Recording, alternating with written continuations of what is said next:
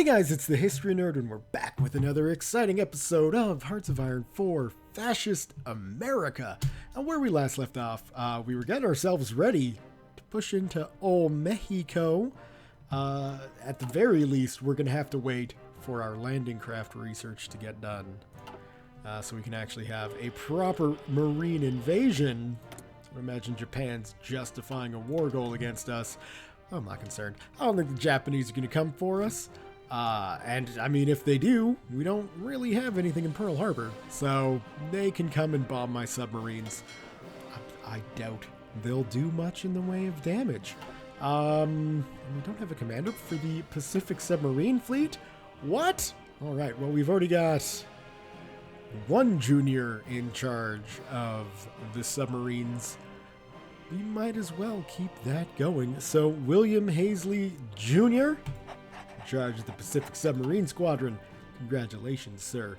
I imagine you're very proud and pleased with the assignment. Otherwise, we're working on the production of things, which is, as always, important. We've got, 1,000, I was about to say 9,000 tanks. We don't need that many tanks. We got about 900 tanks to get through. The mechanized equipment is also going to be fairly expensive. Well, not fairly expensive, but fairly time prohibitive. Yeah, that seems to work. Why not? So, we're slowly getting there. And it is going to take a little while to kick production up into high gear. I think what I'm also going to be looking at doing, first off, is getting some more steel. Maybe this time we'll go, you know what? No, we'll go Sweden. Sweden, you're nice and neutral. We'll get some steel from you. We got some civilian factories to spend as well, but I think it might be time to stop production of the Wildcat. We do have around 131s kicking around, 131s, plural, kicking around, not really going to be used for too much. Those are just basically reserves in case planes randomly fall out of the sky. Regardless, we can start kicking off the Airacobra production. As you can see, we've already got 1,000 planes that need upgrading deployed, and that will get much higher, of course. We need some aluminum, so I guess Germany is the way to go there. I feel like we should have more natural resources. Unfortunately, the islands in the Caribbean we took aren't really productive. Well, that's not true. It's not that they're not productive. It's just that, they don't have the raw materials we need. There, that's the phrasing I'm looking for. We've also got many a thing to spend our civilian factories on, our massive amounts of civilian factories, in fact. So why not build some more military factories? 1, 2, 3, 4, 5. There we go. That's lovely and good. And really, we could look to start getting some more infantry equipment on the go, in which case we would need probably 15. So, but I mean, we've got... Well, so those are going into strategic bombers. So yeah, so we might as well get 1, 2, 3, 4, 5, 6, 7, 8, 9, 10. There we go. And then we can plug in some more infantry equipment. And honestly, we might as well plug that in now. Now that I think about it, use the shift click to send that right to the top and start filling it up, which, we should do quickly enough. Getting the infantry equipment produced is, of course, going to be a good thing. And, I mean, I could just as well do some more mechanized equipment, although I imagine we'll be getting another production line of that going sooner than later. I'm not sure what the research on mechanized equipment is like, but I do know we've got the assembly line production research done. We got our concentrated industry done. I want to check, because it is, 1941. So I feel like it might not be a bad idea to start researching the old Sherman. Now, we might not put the Sherman into production right away. I don't imagine the Mexican armored group is going to be all that much in the way of a threat to us. But I am also going to be getting with the Sherman anti-tank and self-propelled guns, so we can start really, you know, fleshing out the armored divisions we've got. I could always add in, you know, support artillery or field hospitals, but I think actual units of self-propelled guns and anti-tank guns would be good. So that's the plan there. I see we've got another 10 submarines done and ready to come into the ass. So let's create a new fleet and go 1, 2, 3, 4, 5, 6, 7, 8, 9, 10. Beautiful. Select you guys. We can stop that now because it's getting ridiculous. Oh yeah, we've got plenty of capacity down here in Panama. We'll send you down there. We'll take you guys and we'll send you up over into Philly. We can get the submarine slowly upgraded.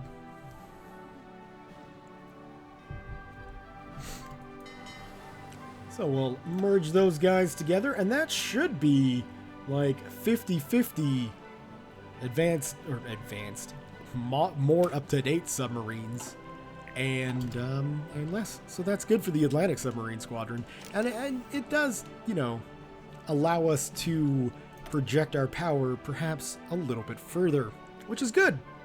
What do you say?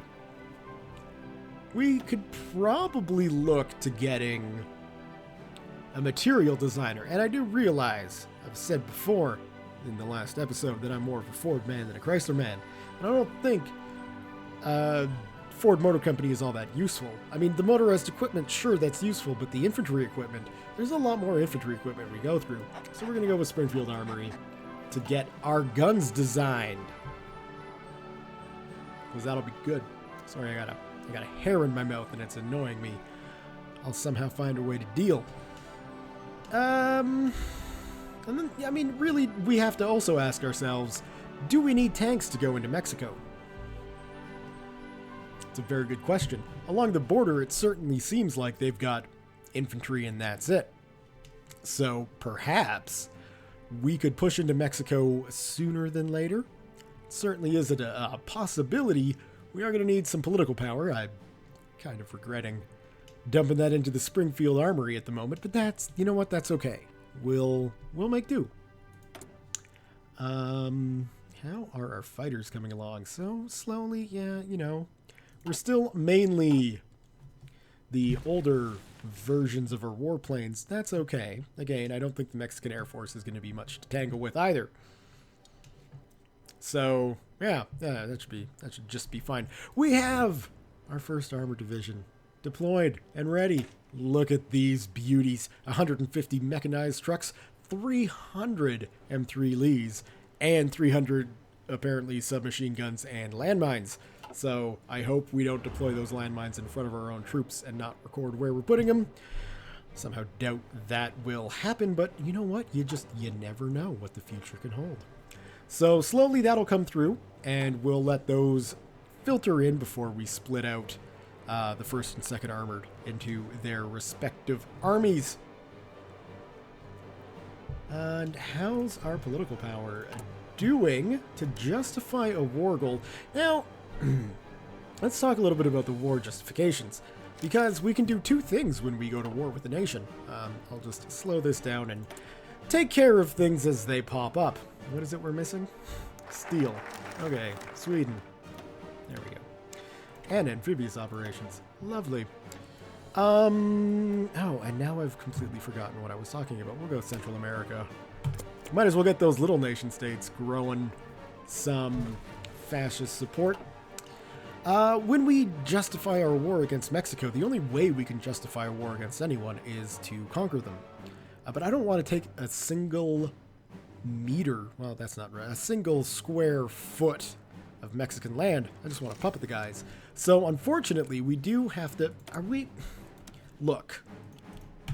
There, that should cover us for a while.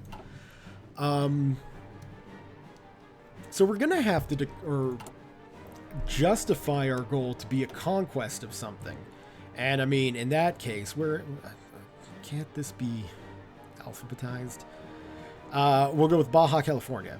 So it's going to take some political power, and it's going to take, 125 days. Thankfully, it's not going to add to world tension. Of course, really, we've got enough now. So Baja, let's get working on that. Like I say, we're not going to take Baja. We have to do it that way because the game doesn't let you justify a war for puppeting reasons, which is fine. If the game allowed you to add in breakaway factions that you create, say in a civil war, to your faction when they're created, but they can't because they're born in war and you can't join a faction while you're at war. So, bold move, Liberia. Let's see if it pays off. So yeah, like, we're stuck. Not properly from a roleplay perspective. I mean, ultimately it doesn't matter, but from a roleplay perspective, I do like the idea of using my political power to cause a faction to rise up and influence, and to then have that faction break away, start a civil war, and join your faction right away.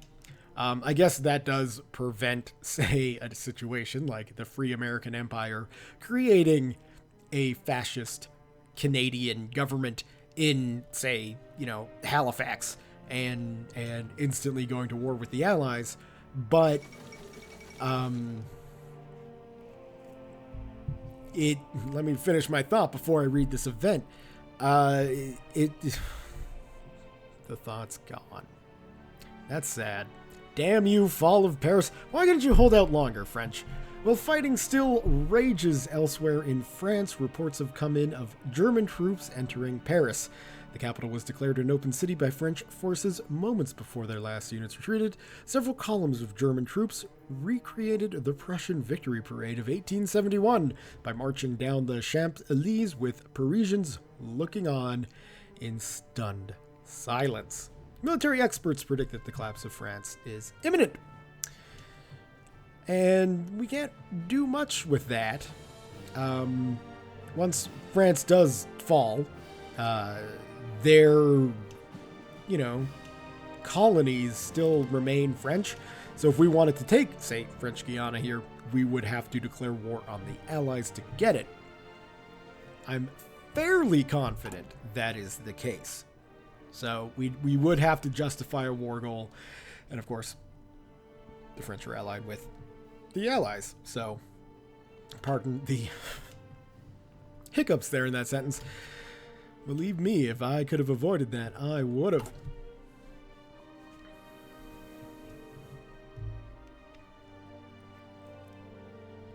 Oh, that's probably down because of the assembly lines, of course. But as you can see, now we've got bars that'll go full, so we are going to be able to get 100% production efficiency, which is great. It's going to be very, very, very, very, very helpful. Making sure we get all the equipment we need out and sorted and built. You can see our tank production is coming down nicely. We're making almost 11 a day, which is a good number of tanks to build in a day. And if we check out our situation here, it's mainly the mechanized equipment our troops are waiting on now and not the tanks. So, yay! In fact, I am half tempted to just do that. Now, I will keep the building of the units as a high priority and the upgrades and reinforcements as lower, but I do want to get my tanks out so we can start doing this. Let's split the first U.S. Armored in half, and we will send them over there. And then these guys, that'll need a slightly different shade of red. We can go down like that. And these... Did that... Oh, select half.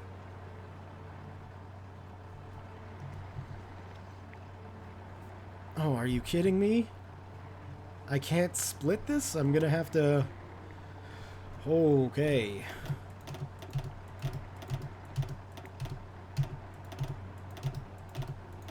I mean, that's annoying, isn't it?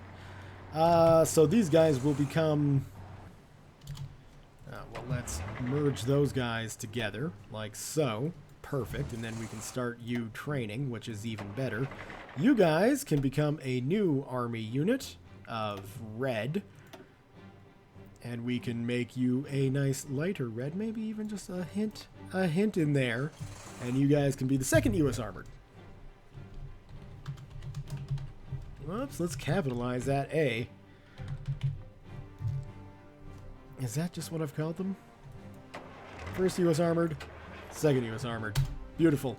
And then that means... Oh my god. Game. Respond. Thank you. Oh, I see. Some kind of Vichy armistice. An armistice between the German Reich and the French Third Republic has been signed at Compiègne in the very railway carriage in which the German surrender in World War I was negotiated. Under the terms of the armistice, a French government under Marshal Pétain has been based out of Vichy, will continue to administer most of southern France, while the rest of the country falls under a German occupation zone. Some French officers have vowed to continue resistance from abroad, but this puts an effective end to the fighting in France, at least for the time being. Okay, so... this is the first time in a Hearts of Iron 4 game that I have seen Vichy France and Nationalist Spain, so my theory about one being the other is certainly not the case. Now, if we take a look at France over here, they are still a part of the Allies, and we cannot go for their colonial possessions. Now, if we wanted to go against, say, Vichy France and get Tunisia, they are allied with the Axis, and so either way, if we want to go for French land, we're looking at declaring war on one of the two alliances out there. I don't necessarily feel like that's going to be the world's greatest idea. Not yet, anyway. We will send you down to Phoenix, 1st Armored, and I'm gonna well, how am I going to do this with these guys? Now, it's not too much of an issue having 2 different front lines. I guess what I could do is split this so that the 2nd Army is only in these 2 areas, and then the 1st Armored would be in here to push down, and we might, in fact, do that. That might be a good idea. So, let's take a look at your front line, and let's see if we can shorten. Let's see if we can shorten that to there. Okay, and then let's take the 1st Armored here with General Eisenhower. Why do I have Eisenhower? That should be Patton. Anyway, doesn't really matter. We'll put Patton in charge of the 2nd. We'll put the 1st U.S. Armored there. Where's my 2nd? There's my 2nd U.S. Armored. Where are you, Patton? There you go. So we'll get that going. Those tanks should be coming in relatively soon. I mean, it is going to take a while, but that's fine. We got some research to do, so let's take care of that. We should get some excavation going, because I am convinced we've got raw materials in the country. We are not exploiting properly enough. Now, it's 41. Well, it's almost 42, so we could start going for the advanced computing machines, which... hey, that's not a bad idea, but why don't we get some atomic research going? Because I have a feeling nuclear weapons are going to be useful. I think that could definitely classify as understatement of the year. Well, now what to do with all of our civilian factories? That is the real question. We don't necessarily need to worry about building up any sort of defenses along the border with Mexico, because we're going to be pushing through that sooner than later, but we might as well take a look at building up some defenses along the border with Canada. You never know, that could be useful, or perhaps even places abroad. That might even be better. In fact, if I'm taking a look at you, Panama Canal, we could probably do to build up some things going on here. So, let's pause because we've got some steel we need. So, well, we've gone to Sweden quite a bit. Let's go to the UK. 6, 7, 8. There, that'll give us enough steel. Where was I? There I was. Let's get some air bases up in Panama. Let's get some infrastructure up in Panama. Sure, we'll put it to 100%. Why not? 5 and 4 is 9. There we go.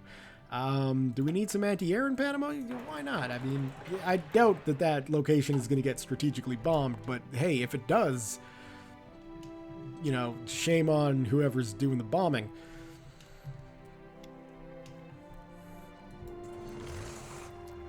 Tanks are coming along nicely. They're getting trained up too, which is even better. I like that you can train and move at the same time. It makes life nice. Alright, so the first armored is in position and is going to be getting ready to go. What are we missing now? Steel, aluminum, and rubber. Okay. So, what do we got? Rubber. We know who to go to for rubber. The UK. 12 freaking factories to the UK. That is amazing. Yugoslavia, you got some aluminum we can buy off you. We'll do that. Apparently all of the upgrades going into Panama wasn't enough, so we might as well start taking a look at Hawaii, because we know that that needs some love as well. Sure, we'll get you there. We'll get some infrastructure going on in Hawaii too, because, you know, they need roads and stuff in paradise. Although I suppose it'd probably be better to look at maybe upgrading the infrastructure within the country itself. 6, 7, 8, 2, 3, 4, 5, 6. We'll put it at 8.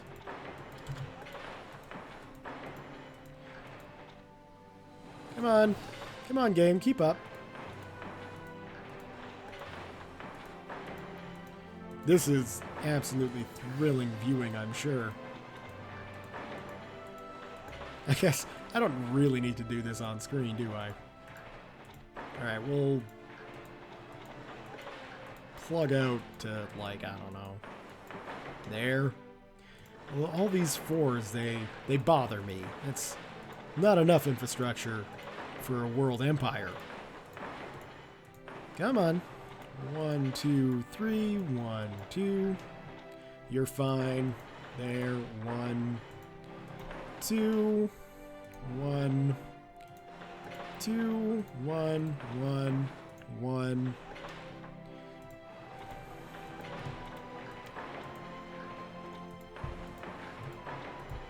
Okay. Oh, we got some pop-ups. Yugoslavia's joined the Axis. We've got improved sentimental radar, which, I mean, you know, probably should utilize. There we go. Before all this infrastructure. Who determines the borders of a nation, and how are they determined? Whatever way people may have found in the past to justify where free American empire ends and Mexico begins, we live in a new era. The strategic importance of this border cannot be overstated. We are well within our rights to shift it to ensure the continued security of our people. I do feel bad with that speech, because numerous reasons, but we're not taking any land, so people are going to be like, hey, we actually didn't take anything. And then we've got to be like, oh, no, what are you talking about? This is radar stations, right? Okay, good. Like so, and then in Hawaii as well, and then across the Mexican border. We could also probably do to get some radar stations actually queued up along the Canadian border. Oh, missed Idaho. And then all of the states that are like mini Canada. What else? Ohio, you're not really bordering, but New York, you certainly are, and New England as well. Beautiful. There we go.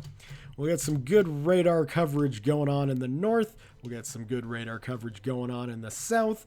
We'll build up our people to be ready to fight the Mexican menace, and we can start taking a look at maybe getting some Attack plans set and ready. So who are we? The 4th U.S. Army. Look at that. We are going to want you to, I want to get the whole peninsula, but I think I can do that manually. What we really care about is getting a front line across there. Okay. And then we'll go over to the 1st U.S. Army. I have a feeling the 1st and the 3rd here are going to stay along the river. In fact, I know that that's exactly what they're going to do. So then we'll get the 1st Armored to come on down. I guess their first objective should probably be along this river. Like, oh, I can't just add more to that. Okay, well, that'll come along fine, I hope. So that'll be good for them.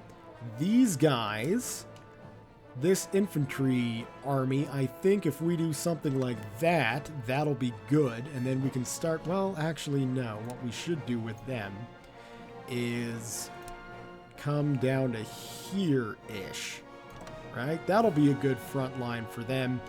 And then, yeah, that'll be good. So we'll push in the west, we'll block in the east, and that should be lovely.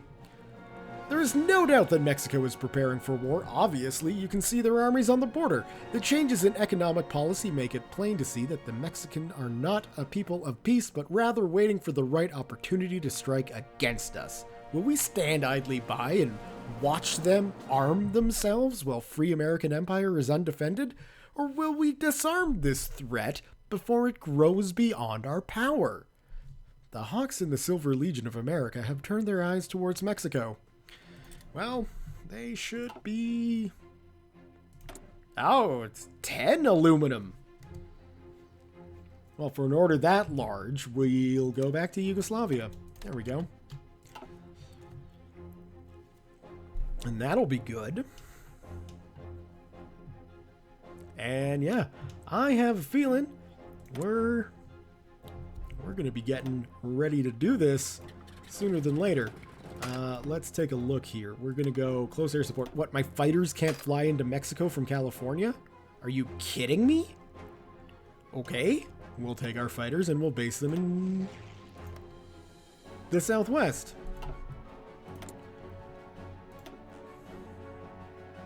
Can you make it to Mexico now? There you go. Like, we're not going to worry about interception. That's fine. But we might as well also take a look over here and see how many more tactical bombers we can get in. We can do 7 and then 8, 9, 10. Perfect. So we'll get some more tactical bombers in Texas. And I think I've got the strategic bombers sitting in the Caribbean as well, right? So let's add some more B-17s to this mess. We can add another 300 B-17s to that and double our presence there. That's nice. Well, I'm thinking about it too. Oh, we do. We have the Liberators and we're not building the Liberators? Well, that's not right. Where's my No, that's tactical. There's the Liberator bombers. We'll get those suckers producing. And then what? Well, we're still a ways away from having to worry about any other airplanes, so that's good, but we might as well get started in assault rifles and bazookas, because that sounds like something you need in war. How are our bomber squadrons? It is going to take you a while to deploy to Cuba. This is true. I wonder if it would have been better to deploy them, say, I don't know, close to Washington and then fly them? Who among us knows? We've got the Central Americans looking at the situation and saying, yeah, you know what? Maybe we should go. Why do we need 25 aluminum now? Well, actually, that could be the strategic bombers. I can't get too mad about that. I guess we'll go to the last nation alliance group we don't have any sort of trade with, and we'll start buying some aluminum from the Soviet Union. Desperate times call for desperate measures. We might as well start getting things going on in South America. And one thing I do want to check too. So if we take a look at the Free Empire focus tree in the Monroe Doctrine subtree. After Pax Americana, we do have Preemptive Intervention and Black Chamber Operation.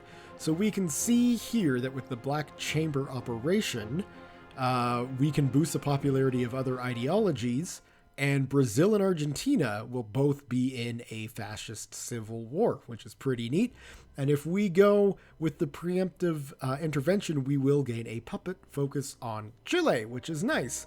Again, I wish I could choose to have a puppet cause, or a puppet reason to go to war. Casabella, I guess, would be the actually correct term for that. I wish I could make that, but I can't. So, we'll take the one in Chile and we'll deal with it. We'll utilize it as best we can. Let's see if we can't add an Chief of Army dude. And I'm going to suggest Eisenhower with his attack bonus would probably be a good idea. It'll certainly help with our push against the Mexicans. That is for true. We got tons of planes that I do not want to deploy. Thank you for informing me that such is the case. Finally, our strategic bombers arrive, and we can now plop down 6 more if we really, really wanted to, but I don't think we really want to. Right? Yeah, and I mean, we should be seeing Liberators soon anyway. It'll just take some time. I wonder. We got 6 Liberators already up there, so hopefully the range works out. I don't know. Like, I'm guessing. I guess I shouldn't have to guess, really. We can make it to Mexico. Lovely, so we'll do strategic bombing. Lacking the range, so I guess as our bomber squadron builds up, we should be able to get the range. I guess we could base them out of Louisiana if we wanted to, and that should be closer. But I like the idea of basing bomber squadrons out of Cuba because, it's probably a nice place to be based out of if you're at war. Interestingly, do I have to reassign you? Now that we have the tech, yes, but now we're going to be both ready to go, and I'm afraid, though, that the 2nd Marine Corps, or maybe not, maybe they will just be ready to go. Okay, well that's good. How long have we got until we're ready to go to war with Mexico? 29th of March. It's not too far out. We might as well start deploying the fleets that we're going to need. Have we got? We don't. So what we're going to wind up doing then is going to war with what we got. We're going to get you guys to first off merge together, and then to secondly go for some convoy raiding in the Caribbean. Lovely. We're going to get, let's see. Well, if we want to do this right, I don't foresee a lot of Mexican shipping coming through this area. So, what we can do is take these guys and deploy them out here. Because that's not going to be an important location for us. We will take the Atlantic Fleet on a search and destroy in the Gulf of Mexico. We will take ASS on a convoy raid in the Gulf of Mexico. And we'll take the Pacific Fleet, and we will have them search and destroy on the Mexican coast. Now, we are going to be leaving, obviously, a harbor of Mexico's unblocked, but the 4th Army should be able to capture that pretty damn quickly. All right, let's unpause and get the fleets deployed. And there they go, sailing away. Yay!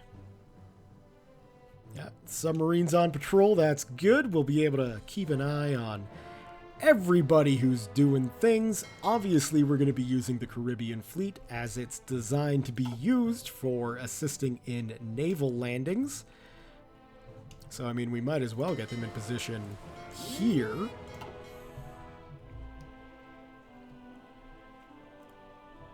To assist there, and, I mean, you know, we can swing him around and assist there, although, really, I have a feeling we'll be landing here without issue. Alright, we got our... You guys do have orders, right?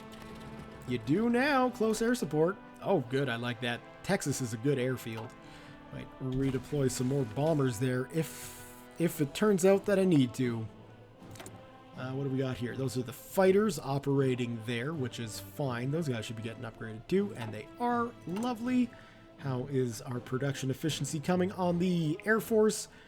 Doing pretty darn good, if I do say so myself. And I do. So, that's, you know, that's what I'm doing. Tanks coming along. Although I guess really the bigger concern is going to be the first armored with their equipment. Because, yeah, we are still missing some medium tanks and mechanized units, but it should be pretty okay. I'm not concerned. We should be fine.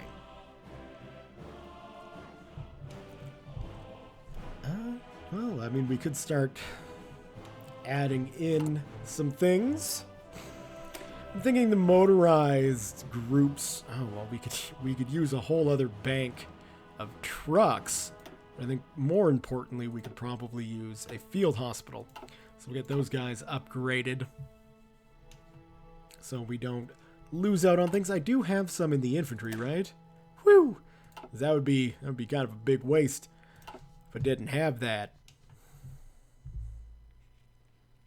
And I guess really all we're waiting for war now. So what do we got? What was it again? 29th. We got a while. Let's kick this up as quick as we can go. And I probably should look to reorganizing my theaters here so that it's easier to operate. Having what? 1, 2, 3, 4, 5, 6, 7. Well, 8 armies, I guess, isn't that tough to deal with. Free dockyards. What do we finish? The Virginia for the Caribbean fleet. That is exciting. Right. Well, I have a feeling we're going to hold off on any more ship production for 3 days so I can take a look at what exactly it is, what the state of my Navy research is, because I have a feeling it is pretty darn bad. I've been kind of letting that slide. Like I say, I do want to get the tank destroyers and self-propelled guns research. I don't really care about anti-aircraft. Big deal. Yeah, our fleet is ugly.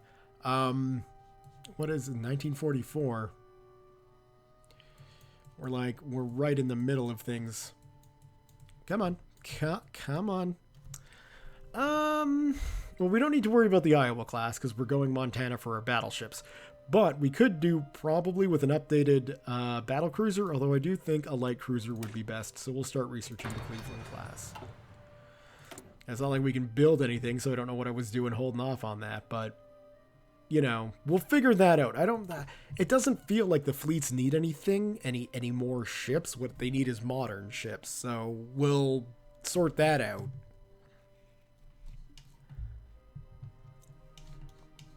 Win it if we have to. How's the training coming? I feel like we should probably stop your training to let you guys recover a little bit before we send you off to war. I mean, you know, having trained troops instead of regulars, we'll find a way to deal with it. Again, our tanks aren't going to be facing much of an opposition, so it doesn't necessarily really matter, but there you have it. There are tons of different, you know, aircraft manufacturers that seem to make the most sense, but we're going to go with the fighter one because it gives us better agility and max speed for both our ground-based and our carrier-based fighters. So, I mean, with a bonus that strong, why wouldn't you take it? Who determines really the same speech? Come on, man. This close to war, 4 days before we're allowed to declare war on them? You're waxing poetical about borders and who defines them, and no, just come on, no. All right, well, we are able to declare war on Mexico for Baja California. That is kind of a misdirect, although I would hope that the Mexican people would be quite pleased once they discover that, no, we're not taking your land, it's just a regime change. So let's go ahead and declare war for that. We'll call in Venezuela, and I think I'll leave the episode there for today. So in the next episode, we will go to war with Mexico. Finally, it's going to be our first big war. And I use the term big kind of loosely, but it's not going to be over in a week. I'll tell you that much. This Mexican war is going to last a little bit longer. And we'll see how well we're able to affect regime change in true American fashion. On that note, thumbs up if you have enjoyed today's episode. Leave your comments, questions, concerns, thoughts, jokes, musings, what have you below. Thank you one and all very much for watching, and we'll see you guys next time.